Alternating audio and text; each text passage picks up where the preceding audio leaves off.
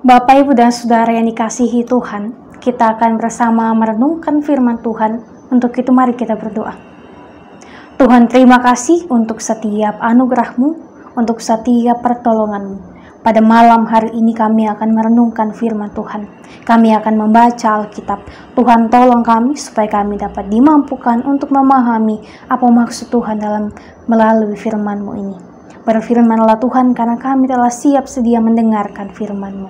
Amin.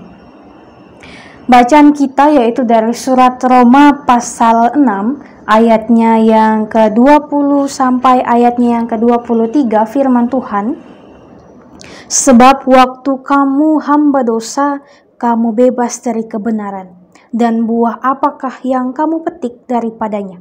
Semuanya itu disebabkan kamu merasa malu sekarang. Karena kesudahan semuanya itu ialah kematian. Tetapi sekarang setelah kamu dimerdekakan dari dosa dan setelah kamu menjadi hamba Allah, kamu beroleh buah yang membawa kamu kepada pengudusan, dan sebagai kesudahannya ialah hidup yang kekal. Sebab upah dosa ialah maut, tetapi kasih karunia Allah ialah hidup yang kekal dalam Kristus Yesus Tuhan kita. Demikian firman Tuhan dibacakan untuk kita sekalian. Terpujilah Kristus. Haleluya. Bapak, Ibu, dan Saudara yang dikasihi Tuhan, tadi kita telah membaca Alkitab dan pada saat ini kita akan merenungkan kebenaran firman Tuhan yang tadi telah kita baca dari Roma pasal 6 ayat 20 sampai ayatnya ke-23. Pada zaman Paulus, seorang budak atau hamba adalah seorang yang hidupnya bergantung pada orang lain dan dikontrol penuh oleh tuannya itu. Hidup mati seorang hamba ada di tangan tuannya. Seorang hamba memberi hidupnya hanya pada tuannya saja. Begitulah keterikatan yang manusia alami bila berbuat dosa atau menyerahkan dirinya kepada dosa dan kemudian menjadi hamba dosa. Namun Paulus mengingatkan bahwa karena kita telah diselamatkan oleh Kristus, kita telah dibebaskan dari perhambaan dosa itu.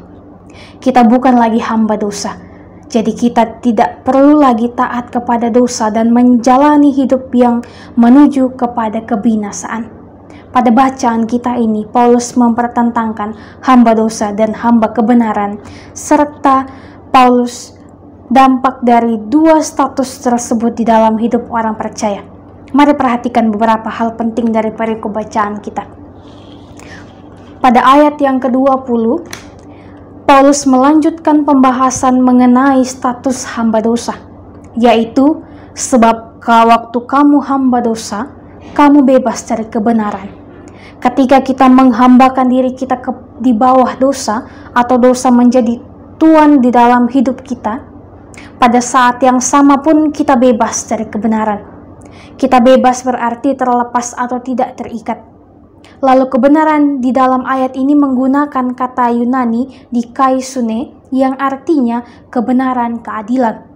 Dengan kata lain, ketika kita mentuankan dosa, kita tidak terikat dengan kebenaran atau tidak ingin atau tidak mau menjalankan kebenaran dan keadilan. Dari pengertian di atas, maka kita mendapatkan beberapa pelajaran penting tentang status hamba dosa, yaitu yang pertama, ketika kita mentuankan dosa, kita tidak memiliki kebenaran keadilan. Ketika kita melihat di dalam penciptaan, kita mengetahui bahwa Allah menciptakan manusia segambar dan serupa dengannya. Dengan kata lain, bahwa manusia menyandang gelar Allah sekaligus sifat-sifat Allah yang dikomunikasikan, misalnya kebenaran, keadilan, kejujuran, kesetiaan, dan lain-lain untuk menaklukkan dan memelihara alam semesta ini. Kejadian 1 ayat 28 dan Kejadian 2 ayat yang ke-15. Di dalam teologi reformer yang ketat, hal ini disebutkan mandat budaya. Artinya bahwa kita mendapatkan perintah atau mandat dari Allah untuk mengelola sekaligus memelihara alam semesta untuk memuliakan Allah. Tetapi sayangnya, manusia yang dipercayakan untuk hal ini tidak bertanggung jawab atasnya.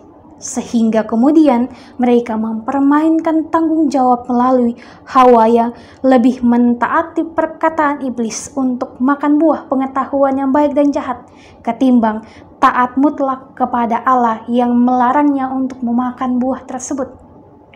Nah, di dalam kondisi inilah dosa mulai mengintip dan mulai masuk ke dalam manusia, dan mengakibatkan manusia tidak lagi mengindahkan kebenaran dan keadilan dari Allah.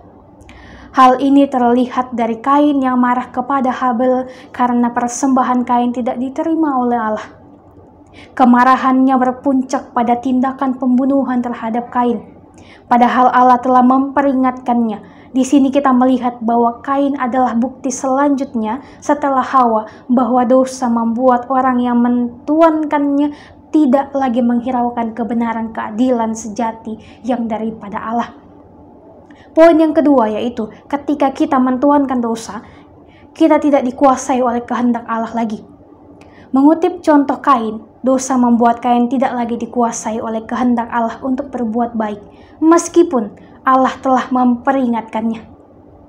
Dikuasai oleh kehendak Allah adalah keinginan setiap umat pilihannya untuk memuliakan Allah. Tetapi dosa membuat orang yang mentuankan dosa menjadi gila, memuja diri, menghina orang lain, dan terutama menghina serta mengumpat Allah.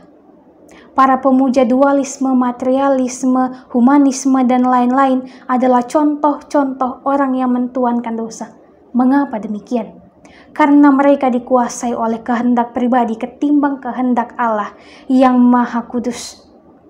Ketika hidup kita lebih berorientasi pada materi, pribadi, nafsu, dan lain-lain, di saat itulah kita lebih mentaati kehendak materi, kehendak pribadi, dan lain-lain daripada kehendak Allah yang adalah penyelamat kita.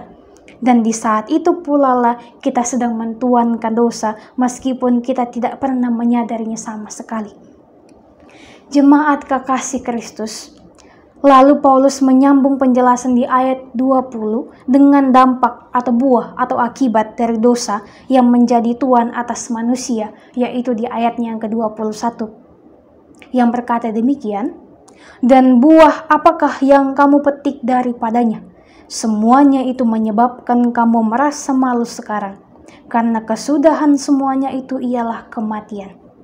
Dengan kata lain, Bapak Ibu Saudara, Paulus hendak menanyakan bahwa ketika kita mentuankan dosa, apa keuntungannya? Apa kesenangan yang kita dapatkan? Apa kepuasan atau kesenangan hidup atau ketenangan yang kita peroleh di dalamnya? Ini bukan berbicara tentang sesuatu yang dapat mengajarkan bahwa segala sesuatu harus berguna atau menguntungkan. Kalau tidak usah dikerjakan. Ini berbicara mengenai esensi hidup dan juga apa dampaknya bagi kehidupan kita. Paulus menjawab pertanyaan itu dengan dampak beruntun, yaitu yang pertama, merasa malu sekarang. Dosa mengakibatkan orang yang mentuankannya menjadi malu. Malu ini harus diukur dari standar kedaulatan Allah. Artinya bahwa ketika manusia berdosa, seharusnya orang normal akan merasa malu di hadapan Allah yang Maha Kudus. Mengapa? Karena dirinya tidak sebanding dengan Allah yang Maha Kudus. Ia layaknya merasa hina, merasa sungkan ataupun malu untuk bertemu dengan Allah. Coba kita berdiri di depan presiden, meskipun kita tetap manusia yang berdosa. Kita akan sangat malu sekali misalnya ketika kita sembarangan duduk atau berlaku tidak sopan. Tetapi herannya di hadapan Allah yang mutlak suci dan Maha Kudus, kita tidak memiliki rasa malu. Artinya kepada siapa kita seharusnya harus malu? Kita tidak pernah malu, bahkan memalukan ataupun bahasa kerennya malu-maluin, sebaiknya kepada siapa yang seharusnya kita tidak usah malu. Kita malah malu sekali. Inilah dosa rasa malu yang sebenarnya memang memalukan di hadapan Allah. Hal ini bisa diimplikasikan di dalam kehidupan kita sehari-hari. Misalnya ketika kita berdosa, seperti melakukan berbagai hal yang tidak menyenangkan Allah, berbicara kotor dan lain-lain, menghina ataupun melakukan tindakan kekerasan, kita seharusnya merasa malu karena kita tidak seharusnya melakukan hal yang tidak patut kita lakukan itu. Kita diciptakan untuk melakukan apa yang telah diteladankan oleh Allah yang Maha Kudus. Oleh itu selayaknya kita melakukan hal-hal yang baik. Kemudian yang kedua, yaitu kematian. Rasa malu ini lama-kelamaan tidak disembuhkan lagi. Artinya bahwa orang yang malu tersebut harus bertobat. Tidak ada jalan lain, harus bertobat. Akan mengakibatkan kematian jikalau ia tidak bertaubat. Di dalam ayat ini Paulus mengatakan bahwa kematian itu merupakan kesudahan atau tujuan akhir. Artinya bahwa kematian itu ialah upah atau ongkos yang seharusnya diterima oleh orang yang mentuankan dosa dan tidak mau bertobat sungguh-sungguh kepada Allah. Hal ini dijelaskan Paulus di dalam ayat yang ke-23a dengan mengatakan, sebab upah dosa ialah maut. Dosa mengakibatkan bukan hanya merasa malu tetapi juga kematian yang kekal ataupun mengalami kematian. Dan ketika kita dimasukkan ke dalam neraka ataupun dari kuasa kematian, tidak ada lagi pengharapan kita untuk dapat diselamatkan. Karena di saat itu kita sudah berada di dalam kematian kekal yang sama sekali tidak berpengharapan. Ketika kita diperkenankan Tuhan untuk menyadari dosa-dosa kita saat ini, segeralah bertobat dan kembalilah kepada Tuhan kita Yesus. Karena Ia adalah Allah yang mengasihi orang yang berdosa dan tetap menghukum mereka yang tidak mau bertobat. Jemaat yang dikasihi Tuhan, oleh karena tidak ada lagi pengharapan bagi orang-orang yang mentuankan dosa, maka Paulus memberikan solusi satu-satunya di ayat yang ke-22. Tetapi sekarang setelah kamu dimerdekakan dari dosa, setelah kamu menjadi hamba Allah, kamu beroleh buah yang membawa kamu kepada pengudusan dan sebagai kesudahannya ialah hidup yang kekal. Paulus mengatakan bahwa kita dimerdekakan dari dosa jikalau kita mau mengenal Allah. Untuk itu Bapak Ibu dan Saudara yang dikasihi Tuhan, setelah Allah menganugerahkan keselamatan di dalam Kristus bagi kita yang selaku umatnya, maka kemudian baiklah kita mengucap syukur atas berbagai berkat yang diberikan oleh Tuhan itu. Hari ini setelah kita merenungkan ayat firman Tuhan pada saat ini, adakah hati kita tergerak untuk sekali lagi hidup bagi Allah dengan berfokus hanya kepada Allah saja, hanya kepada Tuhan Yesus? Adakah kita berkomitmen untuk tidak lagi menggemari dosa, tetapi sebaliknya menggemari firman Allah dan kebenarannya serta hidup kudus? Maukah Bapak Ibu melakukan itu semuanya?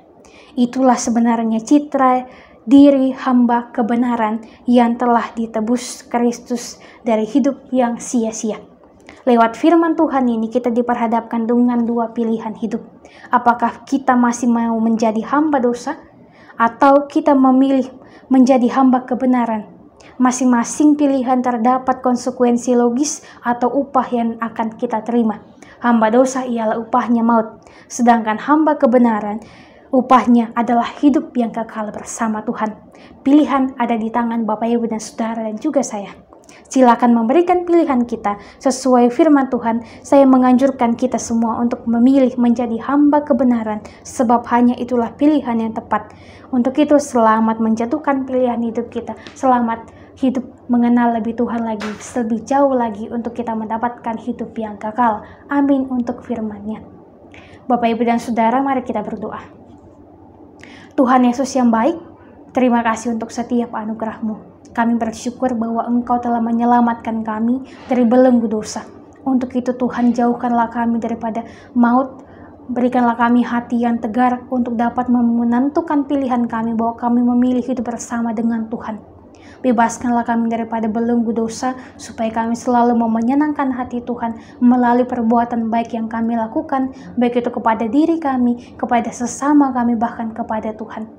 Berkati kehidupan kami selanjutnya, Tuhan. Berkati peristirahatan kami di malam hari ini, supaya kami dapat beristirahat dengan nyenyak, dan besok pagi dengan kuasa dan anugerah Tuhan kami boleh kembali melakukan aktivitas kami, dan tentunya kami memohon Tuhan untuk turut campur tangan di dalamnya, supaya kami tetap merasakan anugerah dan keselamatan daripada Tuhan, dan kami dapat melakukan berbagai hal yang menyenangkan hati Tuhan. Berkati kami selalu ya Allah. Ini kami, ini doa kami, ini syukur kami, ini permohonan kami. Di dalam nama Tuhan kami berdoa dan mengucap syukur hanya kepada Bapa di sorga. Amin.